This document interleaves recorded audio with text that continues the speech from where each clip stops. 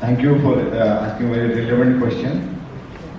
In fact, last week we were in Rotterdam attending this World Energy Congress, and we had the opportunity to interact with the world leaders and the investors and the developers which had come for the development of green hydrogen and green ammonia. World over, the research and development is going on to bring down the cost of green hydrogen. Since it is very difficult there are safety related issues with regard to storage and transportation of green hydrogen. That's why industry has thought that it would be better to convert green hydrogen to green ammonia. It is easier to transport and store green ammonia. Right now, the cost of production of green hydrogen is coming around $5 to $6 per kg. This is the real technological challenge, and all the countries which are taking active participation in the energy transition world over, they are coming together, they talk about technological coalition which will attempt to break down the cost of production of green hydrogen to about $1 per kg. That is the target. Like you must have observed that when solar energy was introduced in the country, that time the tariff was as high as 16 rupees, 17 rupees per unit. Now you see the solar oil is the cheapest. It is costing only 2.5 rupees per unit. Similarly, when the scale of operation of green hydrogen and green ammonia increases, the cost will definitely come down. The improvement in electrolyzer technology will help in bringing down the cost, and we are quite hopeful. There are other green hydrogen and green ammonia projects in the pipeline which we are actively considering, and more of such green hydrogen and green ammonia projects are in the pipeline because what was this huge demand of green ammonia? There's a lot of, in fact, Secretary Power had led this delegation to World Energy Congress in Rotterdam. There they had deliberated that European countries, Germany, Italy, Sweden, they are all interested to import green ammonia from India. Similarly, interest has been shown by Japan. There are other countries who are willing. Now, Government of India has launched this green hydrogen mission, and I am quite sure that the entire ecosystem of green hydrogen and green ammonia will get opposed by the proactive policies being initiated by Ministry of Renewable Energy and as well as Ministry of Power, Government of India. Now coming to e-mobility related issue. So far we have sanctioned about 10,000 electric buses, and we are targeting to sanction about 50,000 electric buses along with the associated charging infrastructure. And these electric buses are coming in the metropolitan region, particularly those cities having population of more than 40 lakh actually.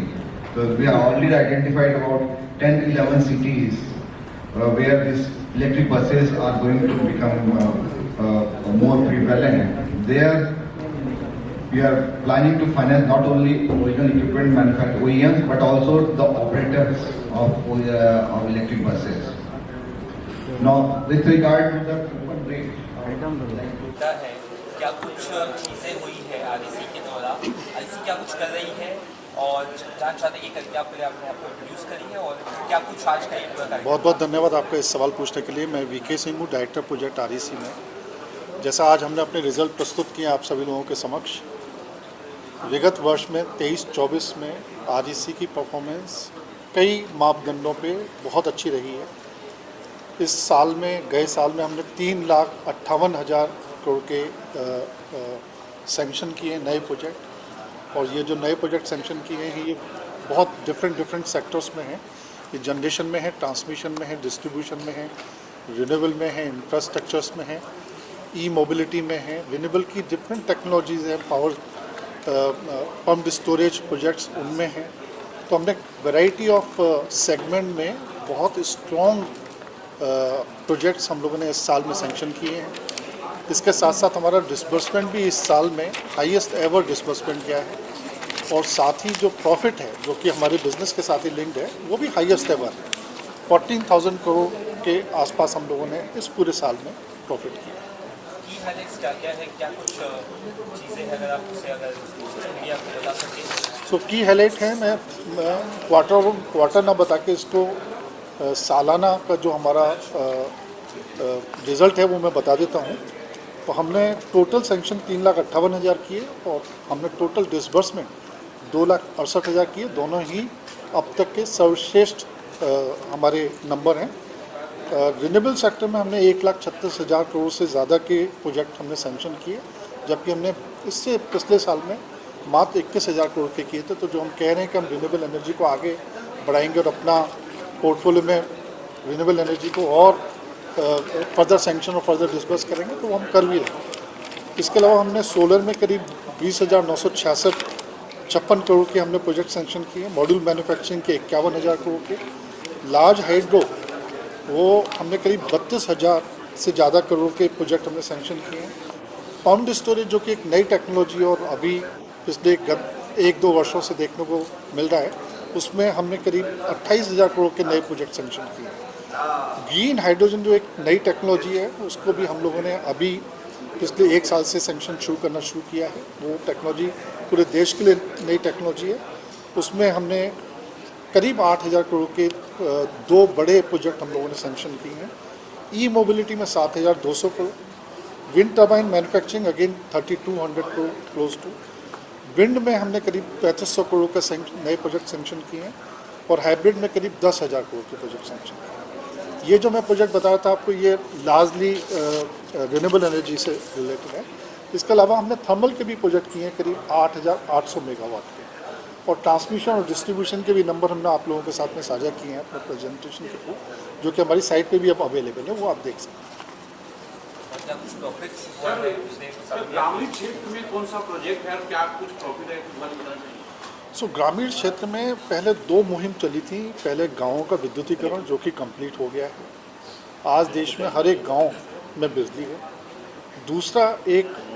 दूसरी मुहिम थी जिसमें हमने बोला था, भारत सरकार ने बोला था, मिनिस्ट्री ऑफ पावर ने बोला था कि हर घर बिजली, घर घर बिजली, और उसको सौभाग्य जो एक कार्यक्रम है उसके थ्रू हम हर घर तक लेके गए, और जितने विलिंग हाउस होल्ड थे लगभग 2.86 करोड़ जिनके घरों में बिजली नहीं थी, उनके घरों तक बिजली को पहुंचाया गया। तो ये दोनों काम गांव में हो चुके हैं।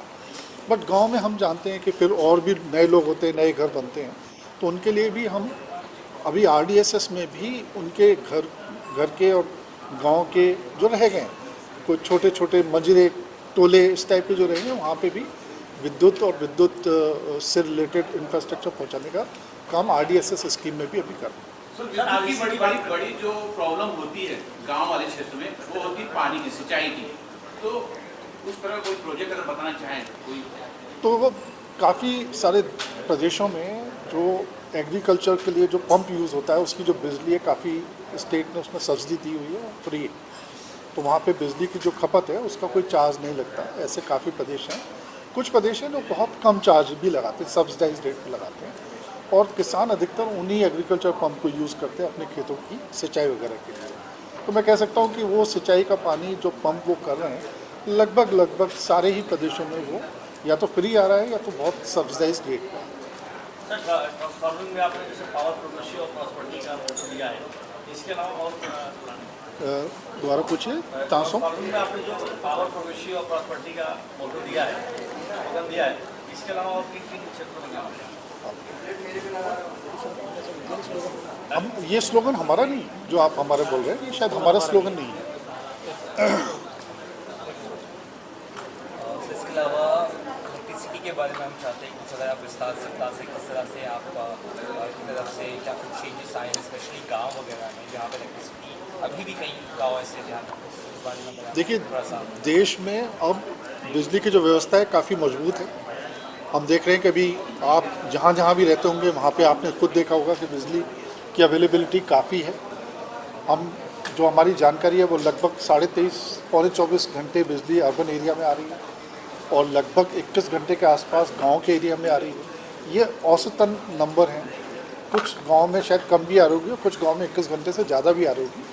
औसत जो है करीब लगभग 21 साढ़े 21 घंटे का बिजली आ रही है। तो बिजली की क्षेत्र में सारे ही यूटिलिटी ने, सारे ही प्रदेश के जो यूटिलिटी है, सब ने अच्छा काम किया है, और उसका रिजल्ट हम आप देखते हैं कि आज बिजली की व्यवस्था बहुत सुदृढ़ हो गई है। बहुत अच्छी हो गई है, हर जगह बिजली मिल रही है। इंफ्रा काफ़ी तेज़ी से बढ़ रहा है, हम देख रहे हैं पूरे इंडिया में इंफ्रास्ट्रक्चर काफ़ी तेज़ी से ग्रो हो रहा है, उस बारे में क्या अगर तो आप उसमें शेयर कर सकें। अब देश की जब ग्रोथ होती है तो फिर बिजली सबसे बड़ा ड्राइवर है देश की ग्रोथ को करने के लिए। और उसमें जैसे जैसे ग्रोथ आगे बढ़ेगी बिजली की डिमांड भी आगे बढ़ेगी। और वो हमने देखना शुरू भी किया है, बिजली की डिमांड को बढ़ने की वजह से काफ़ी नए नए बड़े बड़े संयंत्र, जिनको हम बिजली घर बोलते हैं या पावर हाउस बोलते हैं, उनका निर्माण अभी तय किया गया है और काफ़ी निर्माणाधीन है, चल रहे हैं जिनके प्रोजेक्ट डेवलपमेंट में। और ये आने वाले 2030 तक का हम लोगों ने एक प्लान बनाया हुआ, भारत सरकार ने एक प्लान बनाया हुआ है कि 2030 तक हमारी बिजली की व्यवस्था कैसी होनी चाहिए और उसमें क्या क्या टेक्नोलॉजी आनी चाहिए।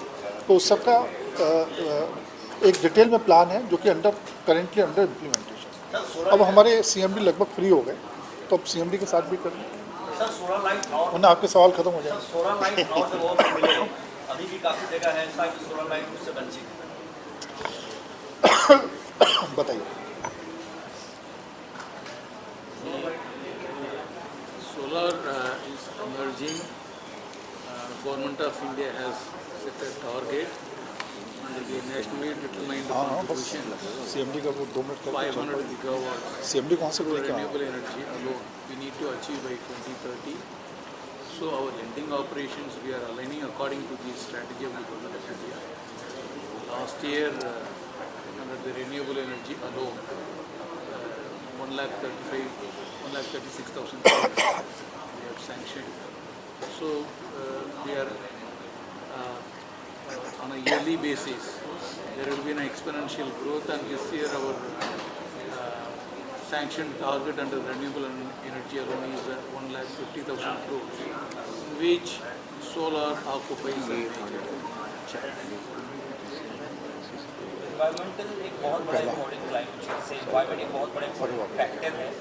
नेक्स्ट को चार देखते हुए कि नेक्स्ट को तो टाइम दिया 4:30। देखते हुए कि ग्रीन चीज़ें ज़्यादा वो ना हो, और उसको देखकर आपको कैसे ग्रोथ या किस तरह से टारगेट कर रहे हैं कि एनवायरनमेंट को ज़्यादा इम्पैक्ट ना पड़े, अगर उस बारे में अगर कुछ कहना चाहें आप।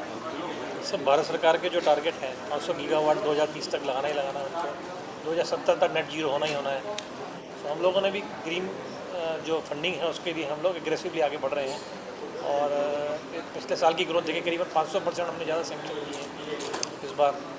तो ये मोमेंटम जारी रहेगा आगे, और जिस तरह से रिन्यूएबल्स के नए प्रोजेक्ट्स आएंगे हमारे पास, चाहे वो किसी भी सोर्स से आए, ग्रीन हाइड्रोजन आए और सोलर आए, विंड आए, हम लोग उसके लिए करेंगे प्रोजेक्ट्स फंडिंग। और REC कमिटेड है इन प्रोजेक्ट्स करने के लिए और हम लोग अच्छे रेट पे उनको फंड कर रहे हैं, मार्केट कॉम्पिटिटिव रेट्स हैं।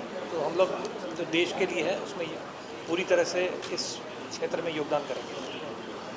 टारगेट्स आप सेट की चीज़ों की अगर बताना चाहें तो हमने ये सोचा है कि हम रिन्यूएबल में ख़ास तौर से आज रिन्यूएबल हमारा टोटल लोन बुक में 5% से भी कम है, बट हम इसको लगभग 30% तक लेके जाएंगे। तो वो तभी होगा जबकि हमारा फोकस रिन्यूएबल एनर्जी पे बना रहे।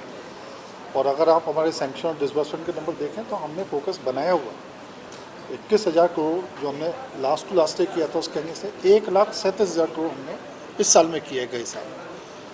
तो इससे करके हम ये मानते हैं कि हमारी 2030 में जो लोन बुक है वो करीब 3 लाख करोड़ के आसपास तक पहुँचे, केवल इन रिन्यूएबल है। कुछ हाइलाइट्स करना चाहेंगे सर, आप कुछ कहना चाहेंगे? वैसे डायरेक्टर प्रोजेक्ट्स ने सारी चीज़ें बताई दी हैं।